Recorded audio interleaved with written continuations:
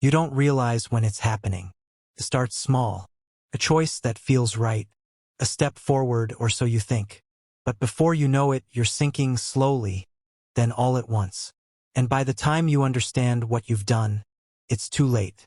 I've spent years thinking about this moment, rewinding it, trying to pinpoint the exact second everything started to fall apart. Was it when I ignored my gut feeling? Was it when I told myself, it'll be fine, even though I knew deep down it wouldn't?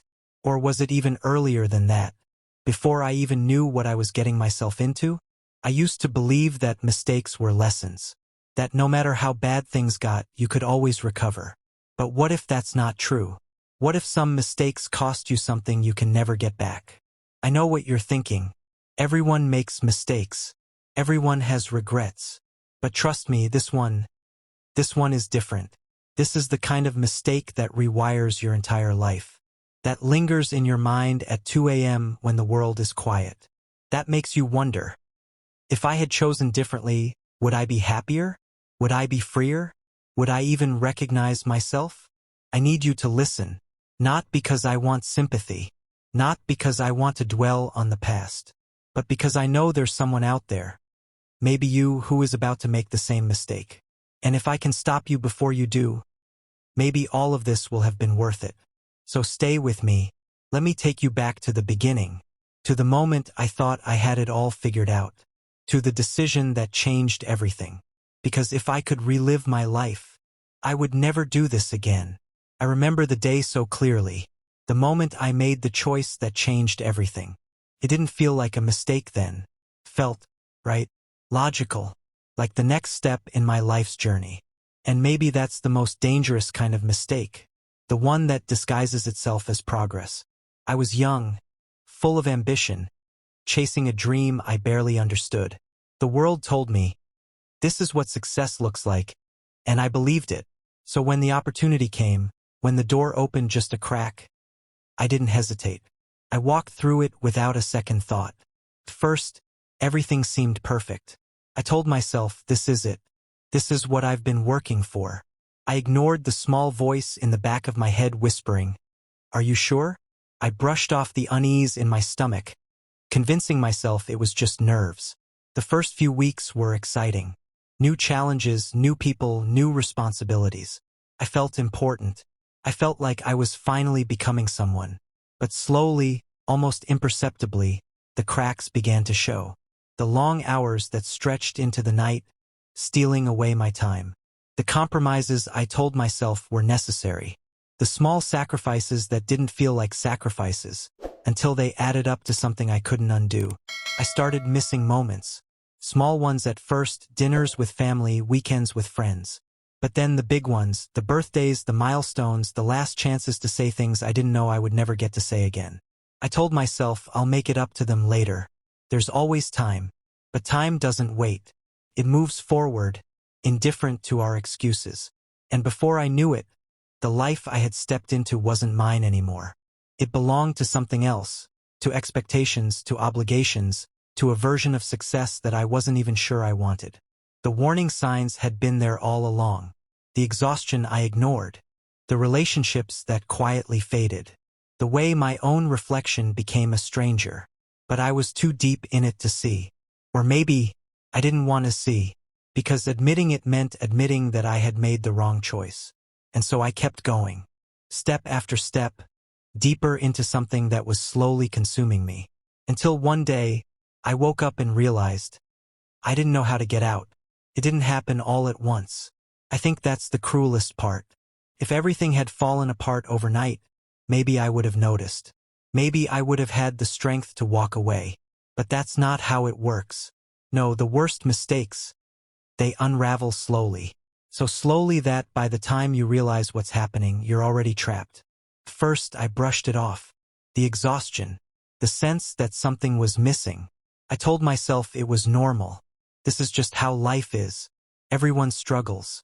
Just push through. That's what people always say, isn't it? So I did. But then came the little things. The texts I left unanswered. The nights I spent staring at the ceiling, feeling like I was running toward something I couldn't even see.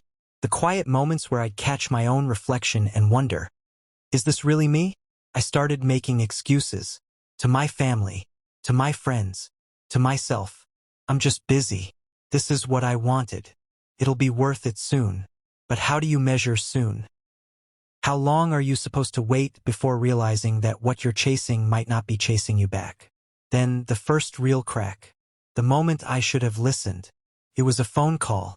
Just a normal call, nothing dramatic. Someone I hadn't spoken to in months, maybe a year. Their voice was lighter than I remembered. And when they asked how I was doing, I said, "Great, just busy." The words rolled off my tongue before I could think. And then there was silence. A long, heavy pause. "Busy?" They finally repeated. "Or just gone." I laughed it off. I made a joke. But when the call ended, I sat there, staring at the dark screen. Because they were right. I wasn't just busy. I was disappearing. Still, I told myself it was fine. That was the problem, wasn't it? I kept telling myself it was fine until I didn't even know what fine was supposed to feel like anymore. The days blurred together. I'd wake up, work, come home, sleep, repeat. The things that used to make me happy felt like distractions. The people who used to be my home felt distant, like echoes from a life I barely remembered. Then came the frustration. The moments where everything felt wrong but I didn't know how to fix it. The days where I'd snap at people for no reason. The nights where I'd sit alone, staring at my phone, debating whether to reach out to someone, anyone, only to put it down again because I didn't even know what to say. The guilt crept in next. Guilt for the missed calls, for the birthdays I forgot, for the times I told myself, I'll visit soon, knowing deep down that I never really meant it. And then the regret, the slow, sinking realization that I had given up parts of my life I could never get back. But here's the thing about regret. It doesn't stop time. It doesn't rewind the clock. It just sits with you, a quiet, unbearable weight. And no matter how much you wish you could change things, you can't. Or at least that's what I thought. Until the day everything really fell apart. This is it. The moment they talk about in stories. The moment when everything crashes down. When the weight of every mistake finally becomes too much to carry. I used to think rock bottom was some dramatic event. Some huge explosion that would shake my entire world in an instant. But the truth is, it's quiet. It's the kind of quiet that presses against your chest, that fills the space around you with a suffocating emptiness.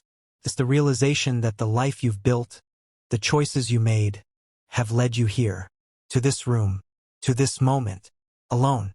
The day started like any other, or at least that's what I told myself. But looking back, I should have known. The signs were there. The unread messages, piling up like unopened letters from a past life. The silence in my apartment. No voices, no laughter. Just the hum of the refrigerator and the occasional creak of the floorboards. Even the air felt different, colder somehow. Then the call came. A number I hadn't seen in a long time. For a second, my heart jumped. Like my body recognized something before my mind did. I hesitated. My thumb hovered over the screen. Answer or ignore? I should have answered. Instead, I let it ring. Watched the screen go dark. And something inside me told me I had just made a mistake. But I didn't want to think about it. Couldn't. Hours passed. I don't even remember what I did. Maybe I worked. Maybe I stared at the ceiling. Maybe I just sat there, existing but not really living. Then another call. This time, a message. 5 words. You should have picked up. My stomach dropped. My hands were suddenly ice cold. Fingers trembling as I tapped the screen. A second message came through. This one longer. A name. Place. A time I was too late for. I read it again. And again. The words blurred together. My heart pounded in my ears. So loud I couldn't think. And then, silence. That's when it hit me. This was it. The consequence. The moment I couldn't take back. The thing I had been running from, pretending wasn't happening, convincing myself I could fix later. But later was gone. And all that was left was this unbearable empty now. My body felt heavy, like I was sinking into the floor. My breaths came too fast, too shallow. My vision blurred. Not from tears, but from the weight of realization crashing down all at once. I had done this, not in one big moment, but in 100 little choices. 1,000 ignored warnings. Every, "I'll do it tomorrow." Every, "It's not that serious." Every, "They'll understand." I wanted to scream, to run, to turn back time, but all I could do was sit there, the cold seeping into my bones, my own heartbeat pounding against my ribs like a prisoner trying to escape. And then the worst thought of all, the one that stole the breath from my lungs. Maybe this is it. Maybe this is who I am now. The thought terrified me, more than the regret, more than the loss, because if that was true, if I had really become this person, then what was left? For the first time in years, I didn't have an answer. It wasn't a sudden revelation, no dramatic moment of clarity, no cinematic epiphany where the world suddenly made sense. It was slower than that, a quiet, creeping understanding that settled into my bones over time. At first, it was just a thought, faint, barely noticeable beneath the noise of my own guilt. You don't have to stay here.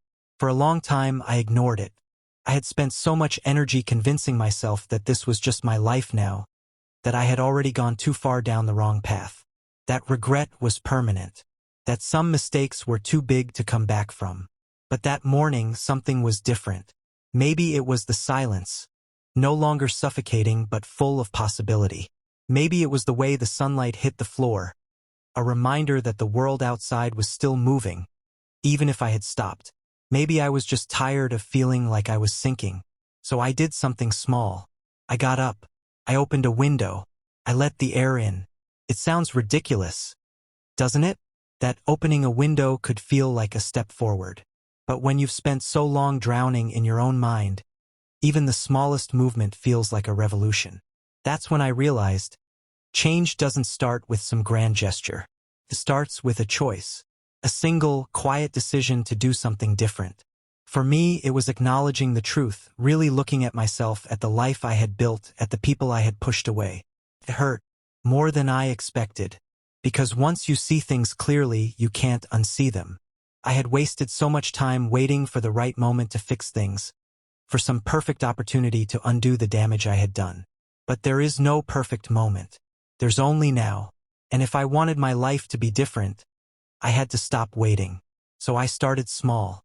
A message I had been too afraid to send. A conversation I had been avoiding. An apology not just spoken but meant. At first, it felt awkward. Like I was learning how to walk again. Like I wasn't sure if I was even allowed to try. But with every small action, something shifted. The weight didn't disappear overnight, but it got lighter. And that's the thing about change. It's not instant. It's not easy. But it's possible. I learned that mistakes don't define you, what you do after them does. That regret is only useful if you turn it into action. That the people who truly matter might still be waiting for you, but they won't wait forever. Most of all, I learned that life moves forward, whether you do or not. And if you don't make the choice to move with it, you'll wake up one day and realize it left you behind. So if you're stuck, if you feel like you've lost too much, wasted too much time, hurt too many people, I need you to hear this. You are not finished. You are still here. You still have a choice. And even the smallest step forward is better than standing still. I can't change the past, but I can change the story I tell myself about it. I can let it be a lesson instead of a life sentence. And so can you. I used to believe that regret was something you carried forever. That once you made a mistake big enough, it became a permanent part of you, etched into your story like ink on paper. But now I understand something different. Regret isn't a life sentence. It's a lesson, a warning, a second chance disguised as pain. I won't tell you that everything gets better overnight. It doesn't. Some choices take time to fix. Some wounds take longer to heal. And some doors, once closed, never open again. That's reality. That's life. But here's the truth I wish I had understood sooner. You don't have to stay where you are. No matter how far you've fallen, no matter how many wrong turns you've taken, there is always a way forward. It may not be easy. It may not be instant, but it's possible. And the first step, the hardest step, is deciding that you deserve to take it. Because you do. So think about your life. Right now, the choices you've made, the things you've ignored, the people you've pushed away. Ask yourself, if you could relive your life, what would you do differently? And then, ask yourself something even more important. What's stopping you from doing it now? The past is done. You can't rewrite it, but you can decide what comes next. So take the step, make the call, have the conversation, start again. It's not too late. If this video made you think, if it made you reflect, even for a second, I want to hear from you. Drop a comment below and tell me, what's one thing you would do differently if you could relive your life? No judgment, no shame, just honesty. And if you're ready to start making those changes, if you're ready to take back control, stick with me. Because in the next video, we're going to talk about how to move forward when you feel stuck, how to rebuild, how to forgive yourself. But for now, just sit with this. Let it sink in. Your story isn't over.